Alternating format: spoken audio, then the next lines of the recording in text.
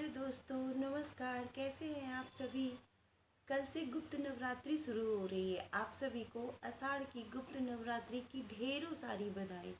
माता जी करे इस नवरात्रि आपकी जो भी एक विश हो वो सब पूरी हो। बहुत सारे लोगों को ये भी नहीं पता होता होगा कि गुप्त नवरात्रि भी कोई चीज़ होती है। तो आपको मैं बता दूं कि हमारे हिंदी सनातन धर्म में 4 नवरात्रियां मनाई जाती है। 2 नवरात्रि तो आप सभी को पता है। एक चैत्र नवरात्रि आती है जो सबसे बहुत बड़ी नवरात्रि होती है, और दूसरी आश्विन नवरात्रि आती है जो हम लोग मनाते हैं।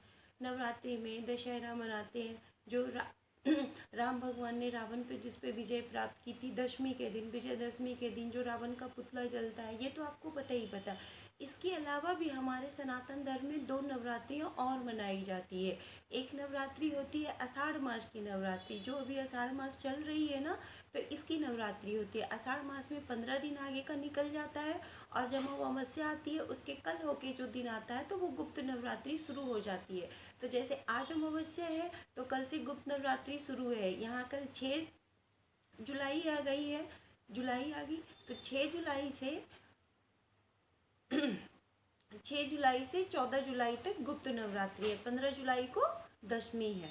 तो यहाँ पे आषाढ़ मास की अमावस्या की के बाद से ये गुप्त नवरात्रि शुरू हो जाएगी कल से। और चौथी नवरात्रि आती है जो माघ मास की आती है। माघ मास में भी ऐसे ही होता है, अमावस्या के कल से नवरात्रि शुरू हो जाती है। ये भी गुप्त नवरात्रि होती है। गुप्त नवरात्रि में मोस्टली अधिकतर 10 महाविद्याएं माता की पूजा होती है। वैसे तो अपने माँ का सारा रूप एक ही है, कोई अलग नहीं है। हमारी सारे माँ एक ही है। सिद्धिदात्री, शैलपुत्री, स्कंद माता, ये जो 9 माता का जो क्रम है ना, हमें यही माता जी की ही पूजा करनी होती है। तो कल से हमारे गुप्त नवरात्रि शुरू हो रही है। मेरा वीडियो बनाने का मतलब ये था, मैं आपको बस ये बताना चाह रही हूँ कि और दिन तो हम लोग पूजा करते ही करते हैं।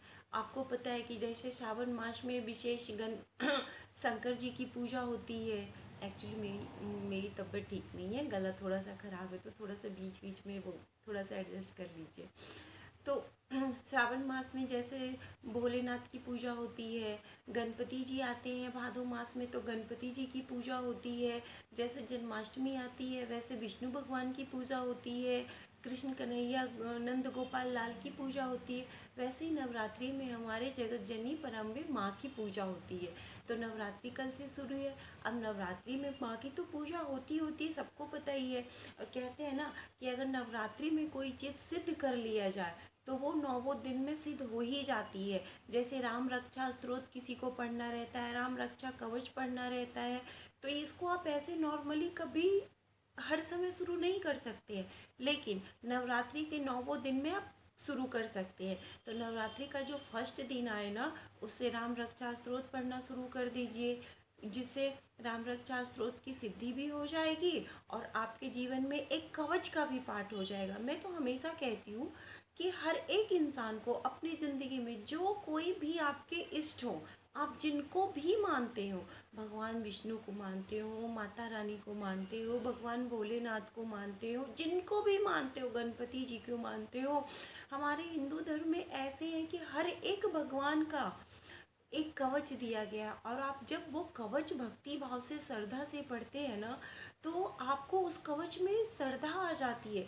जैसे मैं आपको अपनी बात बताती हूँ, मैं हमेशा हर दिन अपने सदगुरुदेव निखिल देव, हम लोग डॉक्टर नारायण दत्त श्रीमाली से गुरु दीक्षा लिए हमारी पूरी फैमिली, तो हम लोग उन्हीं की कवच पढ़ते हैं। डॉक्टर नारायण दत्त श्रीमाली की जो निखिल कवच आती है, मैं वही कवच पढ़ती हूँ। और आप बिलीव नहीं मानेंगे, उस कवच में मेरी इतनी श्रद्धा है, इतनी बिलीव है कि अगर वो मैं कवच पढ़ के कहीं घर से बाहर निकल जाती हूँ ना, तो मुझे इतना पता रहता है कि मैं सेफ्टी से घर आ जाऊँगी। वो कवच मतलब रामबाण है मेरे लिए। और मैं पढ़ती हूँ, जब मेरा बेबी होने वाला था तो मैंने उस कवच का 9 महीना तक पाठ किया था, और मुझे ये बिलीव था कि जब मैं इसका पाठ कर रही हूँ ना, तो मैं और मेरा बच्चा दोनों स्वस्थ रहेंगे और लास्ट में नॉर्मल डिलीवरी होगी। भगवान सदगुरुदेव निखिल की दया से वो भी हुई। और कहते हैं ना, गुरु ही शिव है, शिव ही गुरु है, तो मेरे लिए दोनों सेम ही है। इसलिए आपको जिस किसी भी भगवान में श्रद्धा हो तो आप उनकी कवच। मैं आपको बताती हूँ कि नवरात्रि के 9 दिन में आपको किसका पाठ करना चाहिए। वैसे तो सभी लोगों को पता है कि नवरात्रि में माता की पूजा होती है, और माता जी की पूजा के लिए सबसे अच्छा बुक कौन सा आपको नहीं पता? ये देखिए, ये क्या है? दुर्गा सप्तशती। आपको उधर से उल्टी दिखाई दे रहा होगा। ये देखिए, ये दुर्गा सप्तशती है। दुर्गा सप्तशती का पाठ करने से नवरात्रि में आपको अनंत गुना का फल मिलता है। आपको ये बोलेंगे दुर्गा सप्तशती में क्या पाठ किया में पाठ करने के लिए, उसमें बहुत सारी चीज़ें हैं पढ़ने के लिए। कुछ लोग तो जैसे उसमें 13 अध्याय है, तो नवरात्रि का पूरा पाठ करते हैं, तो 13 अध्याय का पाठ करते हैं। कुछ लोगों के पास टाइम नहीं रहता है, वो नहीं कर पाते हैं। तो देखिए दोस्तों, ये आ गई आपके पास दुर्गा सप्तशती। ठीक है, दुर्गा सप्तशती के जैसे ही हम बुक खोलते हैं तो त्वमेव माता च पिता त्वमेव, ये तो आप बोलते ही बोलते हैं। देखिए, पहली पेज में आती है अथ सप्तलोकी दुर्गा। इसका पाठ करने से क्या होता है कि ये माता जी का प्रथम बंधन होता है। जो शिव जी ने माता जी को बताया है वो सारी चीज़ें इसमें लिखी हुई है। और गीता प्रेस वाले तो इन लोगों ने बहुत अच्छा काम किया है कि हिंदी में उसको लिख के दिया है। तो ये देखिए, ये दुर्गा सप्तलोकी का पाठ करिएगा। बहुत ज़्यादा नहीं है, बहुत छोटा ही है। देखिए 6-7 ही श्लोक है। ठीक है, इसका पाठ करने के बाद अब ये श्री दुर्गा अष्टोत्तर शतनाम, मतलब इसमें माता जी के 108 नाम है। आपको सस्ता में, कम समय में और ज़्यादा कुछ प्राप्त करने के लिए मैं आपको बता रही हूँ। इसमें देखिए, माता जी के 108 नाम है। श्री दुर्गा अष्ट शतनाम अष्टोत्तम, माता जी के 108 नाम है। बहुत ईजी में है। जिनको संस्कृत आता है संस्कृत पढ़ लीजिए, जिनको हिंदी आती है हिंदी पढ़ लीजिए, हिंदी तो सभी को आती है। देखिए, माता जी के 108 नाम खत्म हो गए इतनी देर। अब माता जी के 108 नाम खत्म हो गए। उसके बाद इसके पेज में देखिए, आपको इसमें क्या आता है? अर्गला स्तोत्र आता है। पेज नंबर देख लीजिए कितने में ही है, ज़्यादा नहीं है, मैंने फोल्ड करके रखा है। ये देखिए, अर्गला स्तोत्र। अर्गला स्तोत्र आप पढ़िएगा ना, तब आपको लगेगा कि सचमुच में आप माँ की भक्ति कर रहे हैं। आप कभी पढ़ के देखिए, कितना अच्छा लगेगा। देखिए इसके मंत्र: ओम जयंती मंगला काली भद्रकाली कपालिनी दुर्गा क्षमा शिवा धात्री स्वधा स्वाहा नमोस्तुते। अब देखिए यहाँ पे: जय त्वम देवी चामुंडे, जय भूतारती हारनी, जय सर्वगते देवी काल रात्रि नमोस्तुते। माता जी ने जो भी मधुकैटभ के साथ जो भी रक्त भी जितने भी राक्षसों को मारा है, सबका इसमें उनका गुणगान दिया गया है। तो अर्गला स्तोत्र ये भी ज़्यादा नहीं है, इसको पढ़ने में बहुत मजा आएगा, क्योंकि इसके मंत्र के बाद ये है ना, देखिए: रूपम देहि जयम देहि यशो देहि दुषे जहि न तेभ्य सर्वदा भक्त्या चंडिके दुरितापहे रूपम देहि जयम देहि यशो देहि दुषो जहि। ये अर्गला स्तोत्र का पाठ कीजिए। अर्गला स्तोत्र का पाठ करने के बाद में, और देखिए, अगर जिनको कोई जेंट्स हो गए जिनकी शादी करनी होगी, उनको अच्छी पत्नी की चाहत होगी, तो अच्छी पत्नी की चाहत वाले ये मंत्र पढ़िए: पत्नी मनोरमाम देहि मनोवृतानुसारिणीम तारिणीम दुर्संसार सागरश कुलोद्दवाम। मतलब उनके घर में एक अच्छी कुल वधू की आगमन होगा, ऐसा इसमें लिखा हुआ है। ठीक है, उसके बाद में देखिए, अगर आप कीलकम पढ़ना चाहते हैं, कीलकम आप लोग अगर पढ़ लिए तो अच्छी बात है, नहीं पढ़ पाए तो भी अच्छी बात है। देखिए, इसमें माता जी का कवच का दिया गया है। मैं तो निखिली कवच पढ़ती हूँ अपने गुरु जी का। अगर आप लोग कवच पढ़ते हैं तो बहुत अच्छी बात है। अब देखिए, अर्थ वेदोक्त रात्रि सुक्तम, इसका तो कोई जवाब ही नहीं। अगर आप ये रात्रि सुक्तम पढ़ लेती हैं तो इसका तो कोई जवाब ही नहीं, इसका कोई तोड़ ही नहीं है दुर्गा सप्तशती में। ये बहुत ही अच्छा है। ये 3-4 चीज़ें ही मैं आपको सस्ते सस्ते में और अच्छी, जिससे कम समय में आप ज़्यादा फल प्राप्त कर सकते हैं, ये पढ़ने के लिए मैं बता रही हूँ। ठीक है, वो पढ़ लिया। माता के 9 रूप का इसमें वर्णन किया गया है। ठीक है, अब देखिए, अब सीधे पीछे आ जाइए इसमें। ठीक है, इसमें पीछे अब देखिए दोस्तों, इसमें क्या है, पेज नंबर 189 में देखिए, यहाँ पे क्या है: अथ तंत्रोक्त देवी सुक्तम। देवी सुक्तम का पाठ। मैं तो ये कहती हूँ कि अगर आप कुछ नहीं भी पढ़ते हैं ना, तो माता जी के 108 नाम पढ़िए, और उसके बाद ये तांत्रोक्त देवी सुक्तम का पाठ कीजिए। देवी सुक्तम का पाठ करने में आपको इतना अच्छा लगेगा। देखिए क्या लिखा है: नमो देव्य महादेव्य शिवाय सततम नमः नमः प्रकीर्ते भद्राय नित्याम प्रणत अश्मम ताम। ये पढ़ते आए, फिर यहाँ पे देखिए क्या लिखा है: या देवी सर्वभूतेषु विष्णु मायेति शब्दिता नमस्तस्यै नमस्तस्यै नमस्तस्यै नमो नमः। हर मंत्र में ऐसे ही लिखा है। ये पढ़ने से आपके जितने भी माता का नाम है सबको प्रणाम हो जाता है। या देवी सर्वभूतेषु श्रद्धा रूपेण संसिता नमस्तस्यै नमस्तस्यै नमस्तस्यै नमो नमः। आप लोगों को आज तक पता नहीं होगा कि ये सब सारे मंत्र कहाँ से आए। तो देखिए ये सब सारे मंत्र अपने किससे आए हैं, आप बताइए कौन से बुक से आए हैं। तो ये सब अपने अर्थ दुर्गा सप्तशती बुक से आए हैं। ये पढ़ लिया आपने, तांत्रिक देवी सूक्तम पढ़ लिया। अब देखिए एक छोटा सा मैं आपको उपाय बताती हूँ। ये देखिए इधर दुर्गा द्वादश नाम माला, ये है अपनी जगत जननी पराम्बे माँ का 32 नाम, 32 नाम का पाठ। ये पूरे 32 नाम का पाठ लिखा हुआ है, बहुत ही छोटे बहुत ही सरल शब्दों में। दुर्गा दुर्गा रतिश्मनी दुर्गा पद्मिनी वारिणी, ऐसे करके आप संस्कृत चाहे तो संस्कृत पढ़ सकते हैं, और अगर संस्कृत ना पढ़ पाएँ तो हिंदी पढ़िए। हिंदी में कितने अच्छे से लिया गया है। देखिए यहाँ पे क्या लिखा गया है, देखिए यहाँ पे क्या लिखा गया है। माता ने लिखा है कि जो कोई शत्रुओं से पीड़ित हो अथवा दुर्वेद बंधन में पड़ा, इन 32 नामों के पाठ मात्र से संकट से छुटकारा पा सकता है, इसमें तनिक भी संदेह नहीं है।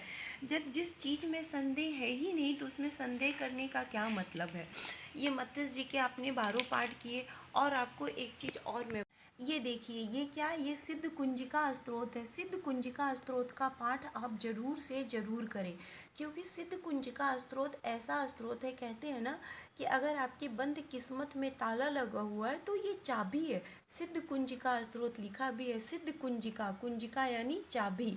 तो ये जो चाबी है ये सिद्ध है, इसको कोई काट ही नहीं सकता है। देखिए इसमें हिंदी में क्या लिखा हुआ है। शिव जी बोले, देवी सुनो, मैं उत्तम सिद्ध कुंजिका स्तोत्र उपदेश कहूँगा, जिसके मंत्र के प्रभाव से देवी का जब पाठ सफल हो जाएगा।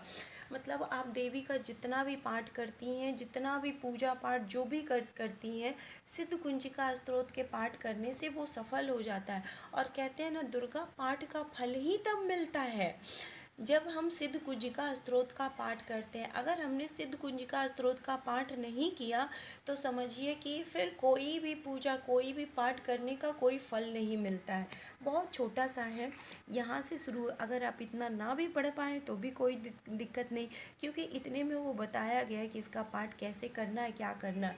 शुरू तो ये यहाँ से हो रहा है। अथ मंत्र, ओम एम ह्रीम क्लीम चामुंडाय विच्चे ओम ग्लोम हुम क्लीम जुमसा ज्वालय ज्वालय ज्वल ज्वल परज्वल परज्वल एम ह्रीम क्लीम चामुंडाय विच्चे ज्वल हम सम लम छम फट स्वाहा। ये सिद्ध कुंजिका स्तोत्र का एक मंत्र है।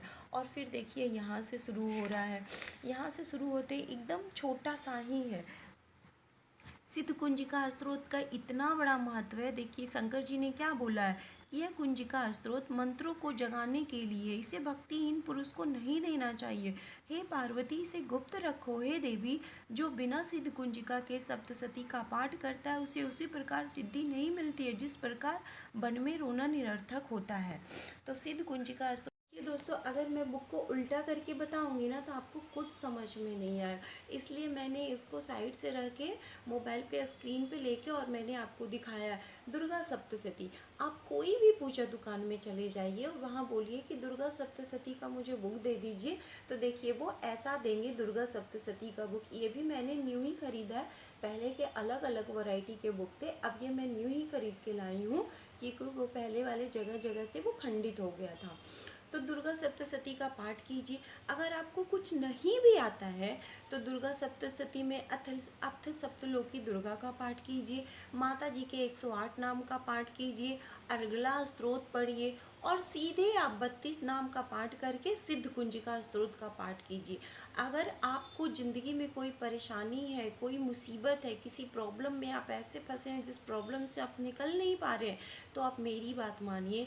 भले नवरात्रि में हम माता जी को बिठाएं या ना बिठाएं, माता जी को लाएं या ना लाएं, क्योंकि माँ तो सबके दिल में विराजमान होती है। वो तो एक घर में प्रतिमूर्ति होती है कि हमने उनको ला के बिठा दिया तो हमें ऐसा लगता है कि हमने माता जी को बिठाया है।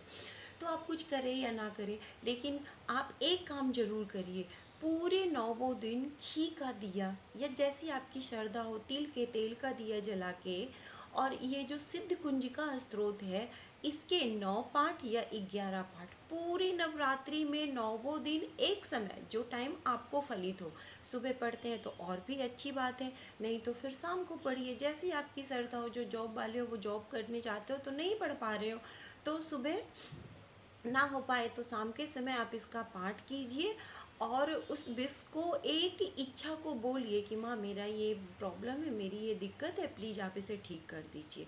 और नवरात्रि के 9 दिन या तो 9 पाठ या तो 11 पाठ हर दिन आप 9 दिन करके देखिए, और उसके बाद में थोड़ा सा मंत्र जाप हवन कर लीजिए, जिससे आपके ये जो पाठ है ना वो, जिससे उसकी सिद्धि हो जाएगी। आप करके देखिए, करके देखिए, करने से सब कुछ होता है। अरे करने से तो हम दुनिया जीत सकते हैं, और ये तो हमारी माँ है जो हमारी झोली फैलाए खड़ी हुई है कि कब कोई बेटा हमें पुकारे, कब कोई मेरा बच्चा हमें पुकारे और मैं उसके पास दौड़ी चली जाऊँ। हमारी जगत जननी परम्बे माँ है, तो उनको बुलाने का, उनको करने का, उनको प्रसन्न करने का मैंने आपको एक तरीका बताया।